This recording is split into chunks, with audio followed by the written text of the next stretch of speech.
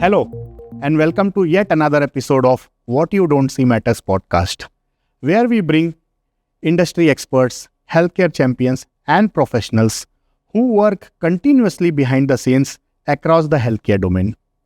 Today, we have with us Captain Baban Rai, actually who needs no introduction, but for the people who are joining our podcast for the first time, he is the president of ISHA, Indian Sterilization Healthcare Association, and he has been instrumental working continuously towards awareness, education, and standardization across the healthcare practices and instrument sterilization. Welcome, sir, to our podcast. Thank you. Thank you for introducing me. Sir, to begin with, for our audience, can you please share your journey across all these decades so far, and also a few of your notable, achievements and experiences in the field of sterilization sciences and instrument reprocessing space? Okay. I'm from a simple village.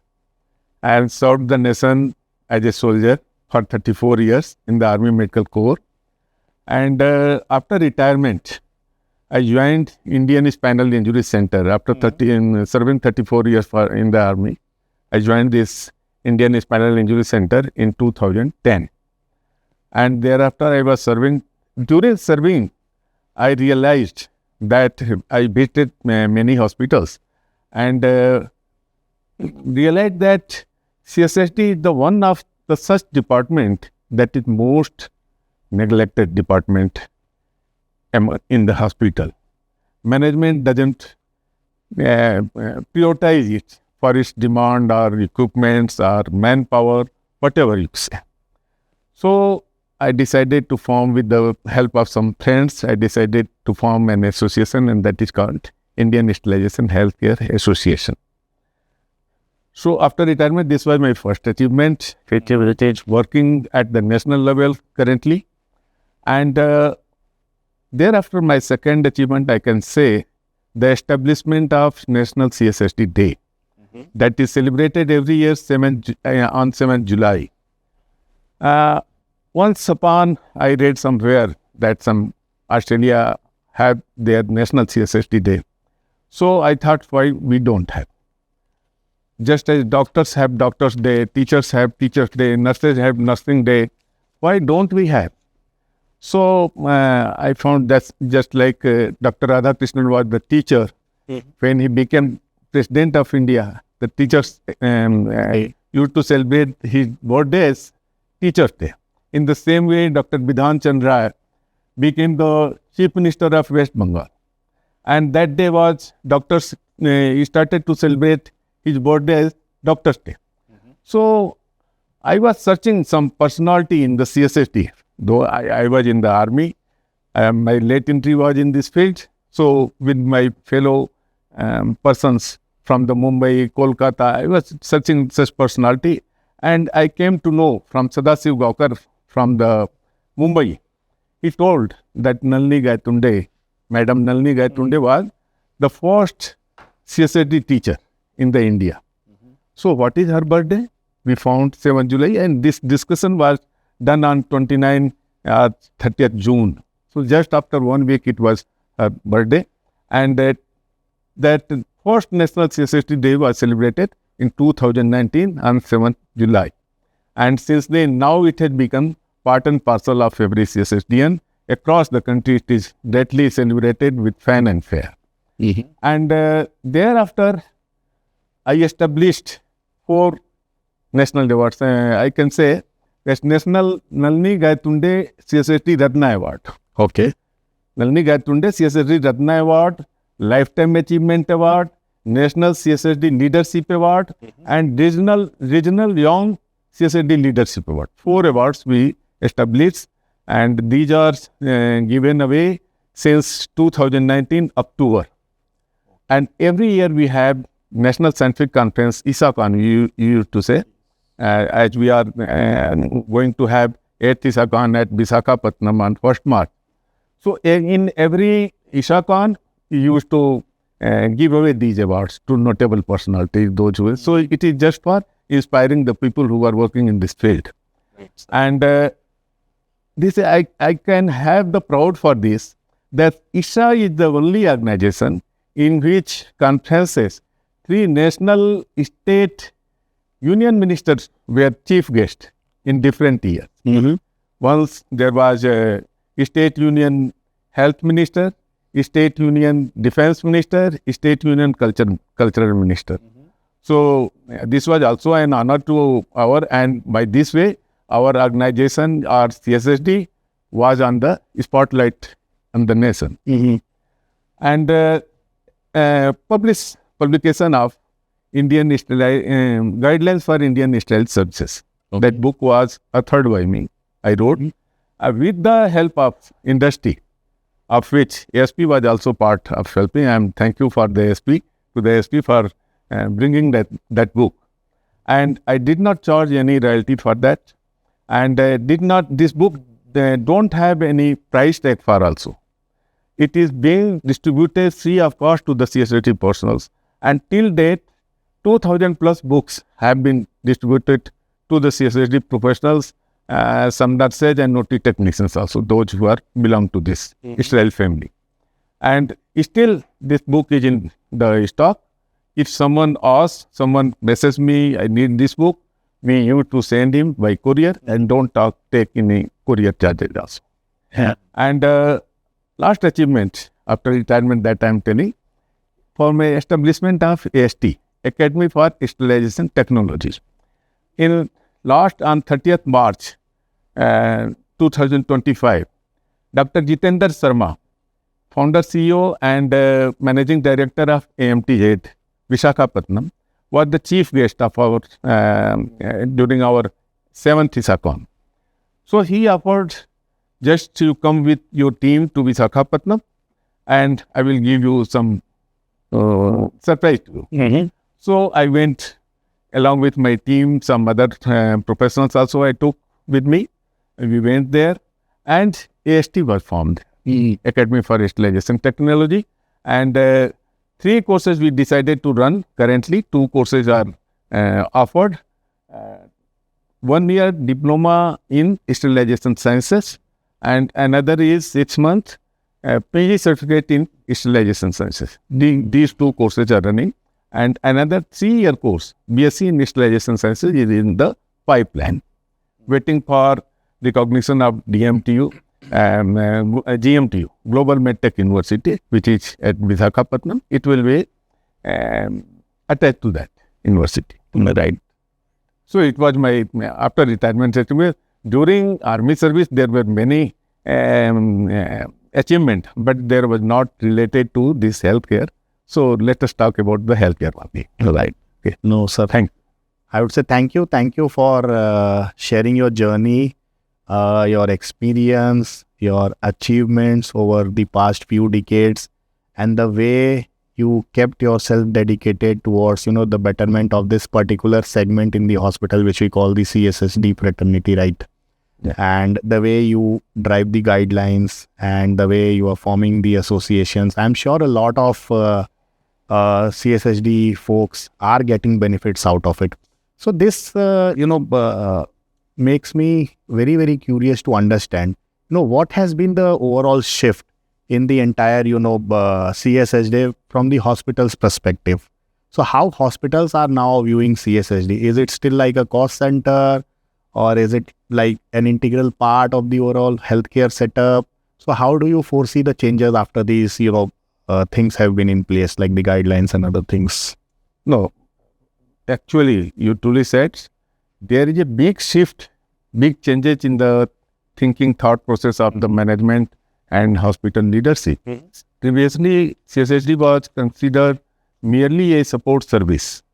Nowadays, hospital have started to think, means they are recognizing CSSD as a critical pillar of patient safety. And this happens because of many factors, just growing awareness about the infection prevention and crucial role played by sterile services in the patient safety. But one of the most reason is that role of accreditation agencies, just like NABH, JCI. Previously, management was not focusing towards the CSSD role, what they are doing. They were not bothering about that. Though CSSD people, those who were CSSD managers are professionals, putting there that their demand was not considered. But once these accreditation agencies came, government also pressurized the hospitals to take the NABH accreditation, because if you don't have NABH accreditation, the CGHS bill will not be settled. So hospitals were forced to take the NABH accreditation, and some of them voluntarily went for JCI accreditation. These accreditation agencies focus on patient safety, and due to that, hospital management was forced to look after the demand of CSSD regarding the manpower, qualified manpower, trained manpower, or equipment, or processes like that. So here is a big shift, and that is positive, very positive change. We should welcome. Okay, sir.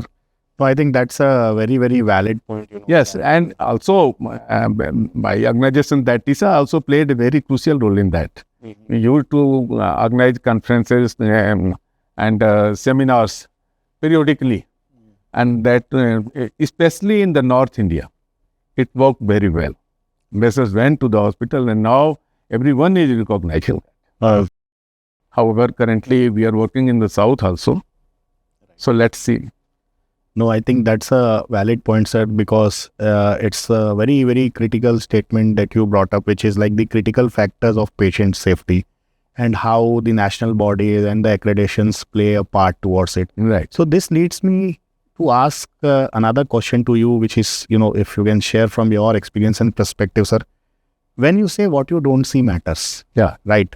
Yeah. CSSD is one of the most unseen yet very, very critical space. Yeah. So why is sterile services truly the backbone of the overall patient safety? Why do you say like that? Okay. So generally, good healthcare is judged by good buildings, good infrastructures, and good operation theatre, good equipments, skilled doctors, nurses, etc. But patient safety is equally determined by the things which patient never see, and CSSD is the such system which patient doesn't get any chance to see. He is not aware about that there some department exists with such name. Right, correct. But this department, CSSD, sterilization, plays a very crucial role in preventing healthcare associated infections and in the patient safety.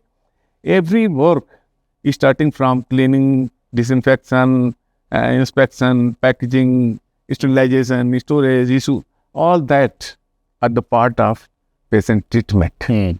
If there is any negligence, there will be huge loss for the patient safety. I remind one incident in Chhattisgarh state in 2013. Same laparoscope was used on all 83 patients, women patients, without adequate reprocessing. Result was most of them had fatal infection. Out of 83, 13 women died. That's sad. So very sad. So this shows how sterilization plays its crucial role in patient safety. And however the surgeon is skilled, however sophisticated equipment or instrument are used on the patient during the surgical procedure, but unless they are not safe for use, they are not sterilized, the surgery cannot be successful. Outcome will be negative. Yes. So that's why this sterile services or CSSD is called backbone of the patient safety or backbone of the surgical procedures. Right.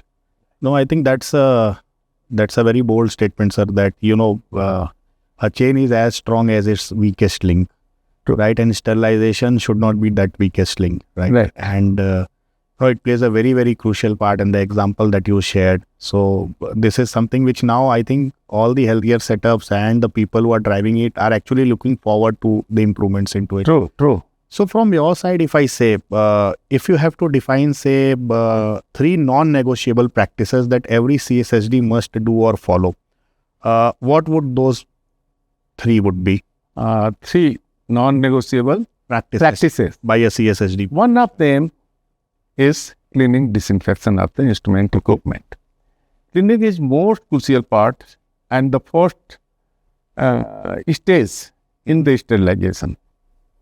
It is the part of sterilization. Without cleaning, you cannot sterilize. It is said that you can clean without sterilization, but you cannot sterilize without cleaning. And if suppose you have some biofilm on the surface of an equipment or instruments, and that requires to removal of biofilm requires rigorous cleaning. Right.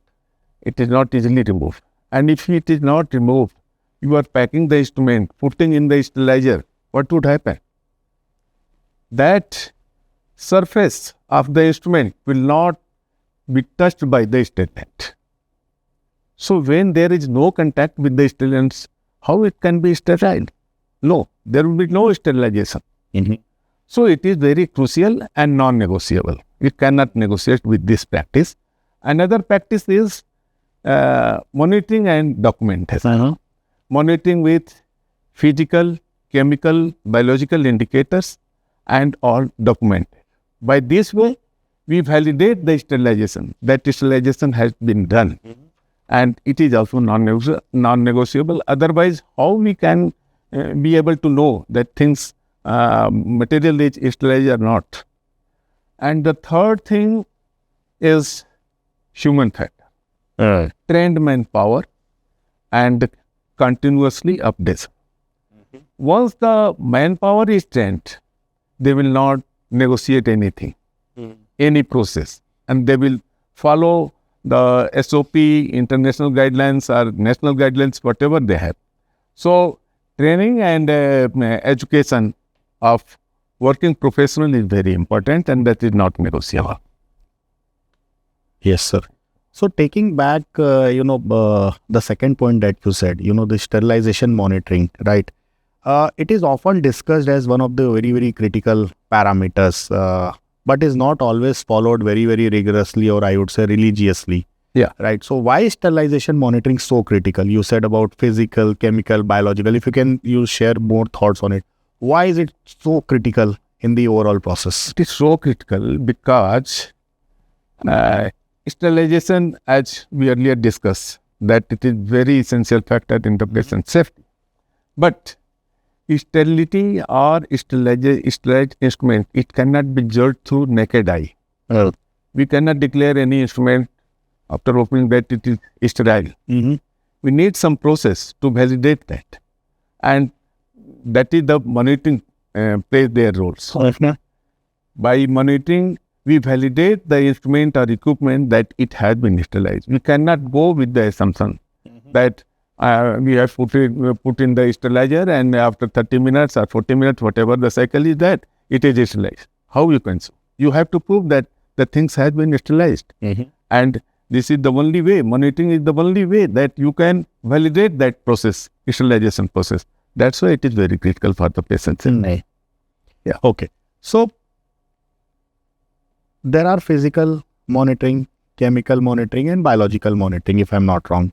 Yeah. So, is it possible that I can say that I can eliminate one of them and I'm on the right track, or like you would recommend that no, it's not like I can replace one and okay with the other two. I can remove biological monitoring and okay with the chemical monitoring. Will that suffice or no? We have to have all the three. What's your thought on this? Yes, we have to have all three. Monitoring by all angles, three angles.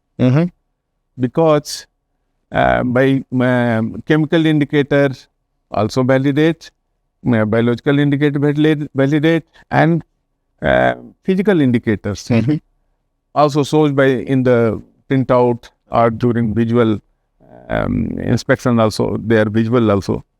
So all three when say that things are sterile, pack is sterile, only then sterile assurance level is achieved. We agree. Not only on the recording of only one result. That is not considered because it may be the partial fact. Fully validation cannot be done by anyone. Right. Sir, but how can a hospital inculcate the habit of this monitoring, so that it becomes a part of their daily routine rather than just, I would say, audit burden? Okay, I got your point. And it happens, really happens. I have seen, observed that whenever the hospital or CSSD professionals got the news that NABH audit has been fixed on so and so date, and since then they will be consistent in monitoring, consistent in all processes and recording, maintaining the records, etc. But that is not should be for the audit. That monitoring is not done for audit, but it is done for the patient safety. And this message should be conveyed by the hospital leadership. Hospital leadership or the department HOD, such as CSSD manager, should convey their subordinates that monitoring is done for the patient safety, and patient safety is not for a 1 day or 2 day business. It is 24 hours business. All 24 into 7 into 365 days. So there is no question of getting monitoring when you heard about some audit is coming and JCI and NABH is going on. There is no point of. So once the hospital leadership convey this message to the down leadership, CSSD manager convey this message that monitoring is done for the patient safety, not for the audits. And when you are in the routine in monitoring and maintaining records, there is no need to put any extra efforts for the audits. Right. You are 24 hours, you are ready for the audits. Correct. And we used to do that. Right. So once this message goes down to the subordinate, to the bottom line, they will voluntarily will do these things, and it will become patient safety will become a culture. Yes. Not for the audits. So such message should be given, and pressurized. Bulky audits should be done by the hospital management, that it is being done throughout the year or not. Right. Then it will be a culture of patient safety. So how does this, the guidelines and, the standards, both national as well as international level, play a critical role in ensuring that the healthcare setups bring a culture of, a regular sterilization monitoring as per the guidelines and the processes, and especially, sir, beyond metros, if I say, tier 2 towns, tier 3 towns. So what's your thought on that? What's the role of these guidelines and how this healthcare setup should adopt it? So definitely guidelines are there, and most of the corporate hospitals in the metro cities follow international guidelines or national guidelines. But very good question you have raised, that hospitals in the tier 2 cities, tier 3 cities and some rural hospitals, they are not very consistent in monitoring. There are many factors, and one of the most 2-3 factors, that structural design, workflow design is not as per the guidelines. Whenever they should correct it. And also there is a gap in the trained manpower. Training is not subsequently done. Formal education having, I have seen in many hospitals that some ward boys were working in place of some OT technicians or CSSD technicians. It should not, it cannot be accepted. But in tier 2, tier 3 hospitals, they are taking advantage that they are away from the bigger cities.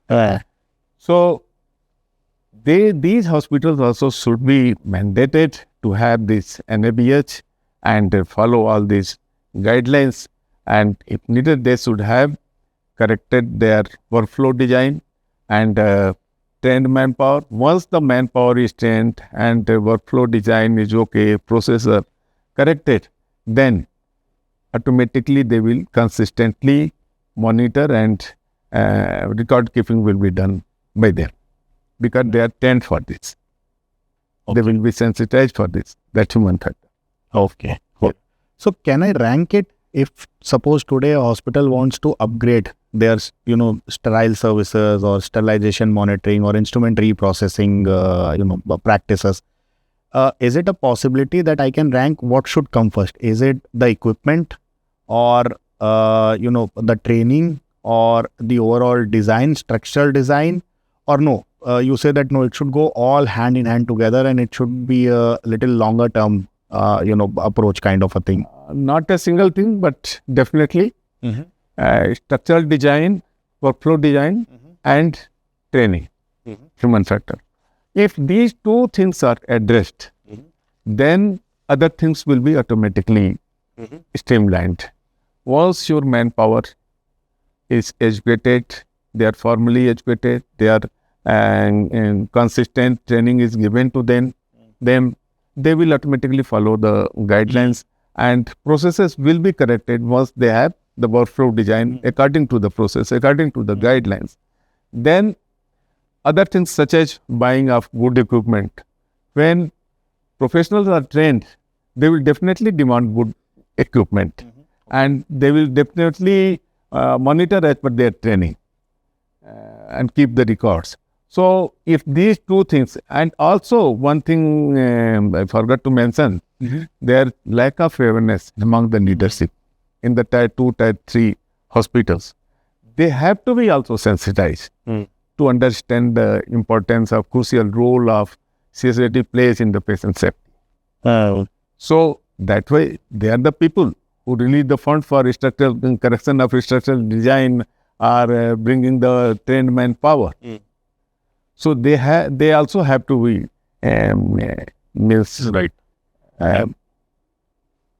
What can I say? Oriented for Oriented, yeah. They also need to be inclined towards these changes. Yeah. Right. So how important is the time factor here? When I say time factor, at both angles, like the overall sterilization process as well as getting the result from the monitoring. So does this play a crucial role in the overall workflow process? What time factor? So time factor in terms of quick sterilization, or it takes a lot of time to sterilize the instruments and the equipments. That is one part of the story. The other part is when you say monitoring is so important, but say a biological monitoring takes a lot of time to get the results, and by the time the result is out, the instruments would have been used on the patients because of lack of instrument sets and all. So does this time play a very, very important part as well? Very true. Time plays very crucial role, especially in healthcare facility, because once patient is taken in the operation theatre, anesthesia is given and set is not available, that will be a crime for ourselves. You think about the patient. Correct. So things should be provided at the right time in the right quantity. It is the basic thing in the healthcare industry. And definitely biological indicator, this physical indicator and chemical indicator gives immediate result. But biological indicator take some time. Actually, previously it was taking 48 hours. Till then, no surgeon can wait, because we don't have luxury of such sets that we have 100 sets or 4 sets, 10 sets. No, hardly we have 1-2 sets for each surgery, and cannot wait for 48 hours. So nowadays, some rapid biological indicator have come. On the basis of them, that set can be released. And it will be very seldom that, though it is advised, recommended, that after that also biological indicators should be kept for culture growth observation. But set can be used once the rapid BI give the negative result. There is no growth. Set can be. But unless you don't use rapid BI and you are fully relying on normal BI, common BI that takes 48 hours at least, in such case, set should not be released. Only in case of emergency, you can release. Yeah, got it. So it plays a crucial role. And if there is, if industry can come up with innovations which can reduce this time factor, already I think so many biological indicators are rapid BI are now in minutes, high level seconds, things. Yes. Yes. That's a great progress for the industry. True. So what's your long-term vision when I say, so where do you see this entire healthcare setup in terms of, standardizing the overall practices, be it in the sterilization monitoring space, be it, as you said, appropriate pre-cleaning space, be it in terms of education, where do you see the overall healthcare setup goes, or what's exactly is your vision? Where should we go down the line? The long-term vision, I think so. All hospital, irrespective of their size, irrespective of their geography, whether it is metro cities hospitals or Tier 2, Tier 3 cities hospital or rural hospital, whether it is big hospital or the small hospital, all hospitals should have, and one day it will happen, should have same structural design, workflow design as per the guidelines, standard guidelines. And all have well-trained manpower. And continuous competency tests are done in their department, so that always get updated themselves to work. And consistent monitoring. By these three things, if happens that patient safety can be assured. Right. Yeah. So it's like at the center, it always remains the patient, and whatever we are doing, it's all about the patients. Yeah, sir. Yeah. And any message for the young CSSD professionals who are watching this podcast, any message you want to give to them? My message to the young generation who are coming in the CSSD or operation theatre also. Right. They are very crucial part of the patient treatment. When they are cleaning the instrument, when they are packing the instrument, sterilizing the instrument, their every action the part of the patient treatment. Though they are working from behind the scene, they are not visibly seen by the patient, their relatives, or even hospital management also. They are working from behind the scene, but their work is very crucial, having so much importance for the patient. They are protecting the patient life. They should feel proud on this. That's I am the pillar of the patient safety. They should feel. And due to this, they should never compromise with the process. Whatever process are, never compromise with the SOP. And should not come under the pressure if someone asks, just to release that set immediately. No. There is a process, and after completion of that process, I can release the pressure. I cannot compromise with the life of the patients. And always get updated yourself. Whenever there is whenever there is some workshop going on, training going on, conferences going on, must participate. And always try to uplift your education. Because knowledge is power. Unless you don't have knowledge, you will not be able to convince your management. You will not be able to convince your management for the demand of equipment or whatever, any process update you want to, improvement you want to do. You cannot justify if you don't have any scientific knowledge about that. So that's why you should gain knowledge daily. You should try to get from wherever sources you are getting, online, offline, or conferences. You must try to get that. And feel proud that you are part of that you are doing a noble paid job. Yes. Some persons help the patients voluntarily. And God has given you an opportunity to serve the humanity. And you are being paid for that. So you should feel proud and try to not negotiate with any processes and learn as much as possible. Right. Yeah. Thank you, sir, for sharing your valuable insights. And I'm sure the people who will be listening this podcast will be, motivated, and at the same time, they will understand the job that they are doing, the expectations from the job, and what actually they are doing, which makes them sleep peacefully at the night. So it's not a small job. It's actually something which is building the nation at the end of the day. May I say something? Yes, please. Actually, I have written a poem Okay. on bacteria. Okay. And the title of that poem is "मैं और Bacteria." Okay. It was written in 2015 or 16 when I was HOD CSSD in Indian Spinal Injury Center. So I would like to narrate that poem. Sure. So thank you for permitting me. Sure.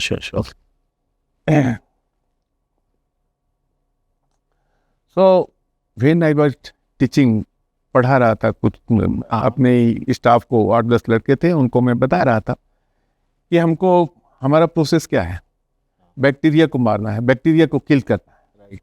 जैसे ये शब्द मेरे मुंह से निकला, मुझे कुछ ऐसा लगा कि कोई मुझसे कुछ कहने की कोशिश कर रहा है। कौन हो सकता है? मैंने ध्यान दिया। साथ में मेरी टेबल पे एक बायोलॉजिकल इंडिकेटर था, कोई दे करके गया था कोई सेंटर में। मुझे लगा कि वहाँ उससे कुछ आवाज आ रही है, तो बैक्टीरिया वो क्या मुझसे बोल रहा था और फिर उसके बीच और मेरे बीच क्या संवाद हुआ, वो मैं बताना चाहता हूँ। उसको मैंने कविता के रूप में लिखा था।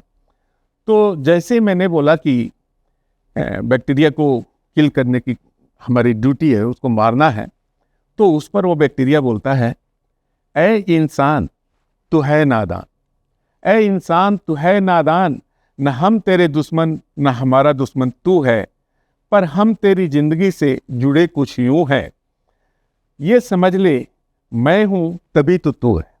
बैक्टीरिया बोल रहा है कि मैं हूं तभी तो तू है। अब ये कैसे है, आगे देखिए।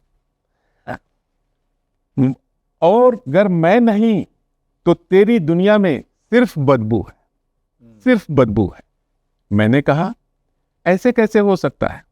तो आगे बोला, जरा सुन लो हम क्या क्या करते हैं और अगर हम न होते तो क्या क्या होता। पेड़ पौधों के सूखे डंठल व पत्तों को हम ही तो गलाते हैं, पेड़ पौधों और सूखे डंठल व पत्तों को हम ही तो गलाते हैं, तुम्हारी हरी भरी फसलों के लिए खाद भी हम ही बनाते हैं। पशु पक्षियों के मरे शरीर को सड़ाकर मिट्टी में मिलाते हैं, हम तुम्हारी सारी गंदगी और मैले को भी मिट्टी बनाते हैं। हम ऐसा न करते तो दुनिया तुम्हारे लिए नर्क बन जाती। हम ऐसा न करते तो दुनिया तुम्हारे लिए नर्क बन जाती, चारों तरफ होती सड़ी बदबू, जिंदगी तुम्हारी गर्त बन जाती। तुम्हारे अगल बगल में मरे जीव जंतुओं का होता बोलबाला, क्योंकि ये सड़ते नहीं। तुम्हारे अगल बगल में मरे जीव जंतुओं का होता बोलबाला, मैला ही मैला चारों ओर होता, खाने को न मिलता निवाला। यही नहीं, करोड़ों की संख्या में हम तुम्हारे आंतों में भी होते हैं, करोड़ों की संख्या में हम तुम्हारी आंतों में भी होते हैं। तुम्हारे डाइजेस्टिव सिस्टम के लिए हम बहुत जरूरी होते हैं। फिर मैंने कहा, सॉरी बैक्टीरिया, मैंने तो तुम्हें हरदम गंदी नजरों से देखा है। सॉरी बैक्टीरिया, मैंने तो तुम्हें हरदम गंदी नजरों से देखा है। तुम इतने जरूरी हो हमारे लिए कभी नहीं सोचा है। पर एक बात तो मुझे समझ नहीं आई, जरा ठीक से समझाना ओ बैक्टीरिया भाई। एक बात मेरी समझ में नहीं आई, जरा ठीक से समझाना ओ बैक्टीरिया भाई। तुम इतने अच्छे हो तो फिर हमें बीमार क्यों डालते हो? तुम इतने अच्छे हो तो फिर हमें बीमार क्यों डालते हो? हर साल लाखों लोगों को इन्फेक्शन से मार क्यों डालते हो? बैक्टीरिया हंसते हुए बोला, ऐसा क्यों लगता है तुम्हें कि मैं कर रहा हूं तुम्हारी बुराई? ऐसा क्यों तुम्हें लगता है कि मैं कर रहा बुराई? ठंडे दिमाग से सोचो, इसमें भी है तुम्हारी भलाई। अगर इन्फेक्शन न करता तो स्टेरिलाइजेशन की जरूरत न होती, इन्फेक्शन न करता तो स्टेरिलाइजेशन की जरूरत न होती, न तो तुम होते यहाँ पर और न तुम्हारी CSSD होती। मैं न होता तो ये इन्फेक्शन कंट्रोल वाले भी न होते हैं। इतने लोग इकट्ठे हो, इन्फेक्शन कंट्रोल वीक मना नहीं होते। मैंने कहा, बात तो तुम्हारी है सही, बात तो तुम्हारी है सही, पर हमें मंजूर करते ही नहीं। तुम छोड़ दो मेरा हॉस्पिटल, लोगों को स्वस्थ रहने दो, हम और रोजगार ढूंढ लेंगे, तुम लोगों को मस्त रहने दो। वाह। फिर बैक्टीरिया बोला, हकीकत यह है कि हर सिक्के के दो पहलू होते हैं। हकीकत यह है कि हर सिक्के के दो पहलू होते हैं। सत्य भी वही होता है जहां लाखों झूठ होते हैं। खुशी का महत्व तभी होता है जहां कभी कभी दर्द होता है। बसंत भी वहीं अच्छा लगता जहां मौसम गर्म और सर्द होता है। तुम इंसानों में भी तो अच्छे भी होते हैं, बुरे भी होते हैं। हमारे समाज में भी कुछ ऐसे ही, कुछ संत, कुछ सज्जन, तो कुछ सिरफिरे होते हैं। 100 में से 99 हम ऐसे आपके लिए होते हैं उपयोगी। 100 में से 99 हम ऐसे आपके लिए होते हैं उपयोगी। फायदा इंसानों को पहुंचाते, नहीं बनाते किसी को रोगी। 1% बैक्टीरिया ही रोग पैदा करता है। सिर्फ 1% बैक्टीरिया ही मनुष्य की करते हैं बर्बादी, क्योंकि हमारे में भी कुछ होते हैं ओसामा, तो कुछ होते हैं बगदादी। क्योंकि हमारे में भी कुछ होते हैं ओसामा, तो कुछ होते हैं बगदादी। इन बगदादियों से बचने के लिए बनाओ सुरक्षा का घेरा, बीमार नहीं पड़ोगे। इन बगदादियों से बचने के लिए बनाओ सुरक्षा का घेरा। हैंड वॉश की आदत डालो, स्वच्छता का हर जगह हो डेरा। जागरूकता अभियान चलाओ, जिंदगी में लाओ नया सवेरा। इन्फेक्शन कंट्रोल वीक मनाओ, तोड़ो इन्फेक्शन चेन का घेरा। और अंत में मेरा सिर्फ यही कहना है कि अपने शरीर के डिफेंस मैकेनिज्म का हरदम रखना ख्याल। अपने शरीर के डिफेंस मैकेनिज्म का हरदम रखना ख्याल। एंटीबायोटिक का न्यायपूर्ण तरीके से करना इस्तेमाल। बात बात में एंटीबायोटिक्स खाकर, खिलाकर प्रोबायोटिक्स बैक्टीरिया को मत देना मार, जो हमारी आंत में बैठा होता है। बार बार एंटीबायोटिक खाकर, खिलाकर प्रोबायोटिक्स बैक्टीरिया को मत देना मार।